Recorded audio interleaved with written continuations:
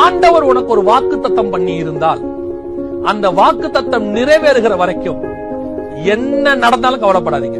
ஆப்போசிட்டா நடக்கும், இல்லாமல் போகும். அவர் உன்னை உயர்த்துவேன் பாரு, நீ தாழ்மையில போயிட்டு இருப்ப.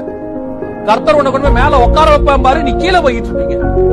ஆண்டவர் சொல்வாரு, அநேகர் உன்னிடத்துல வந்து சேவிப்பார்கள், அத்தனை பேர் உன்னை திட்டிக்கிட்டு இருப்பான். கர்த்தர் சொல்வாரு, உன்னை பலுகி பெருக பண்ணுவேன்னு உங்ககிட்ட ஒத்த பைசா கையில இருக்காது. கர்த்தர் சொல்றதுக்கு ஆப்போசிட்டா இருக்கும், எல்லாமே ஆப்போசிட்டா இருக்கும். சிச்சுவேஷன்ஸ் ஆப்போசிட்டா இருக்கும், வீடு ஆப்போசிட்டா இருக்கும், எல்லாம் ஆப்போசிட்டா இருக்கும்.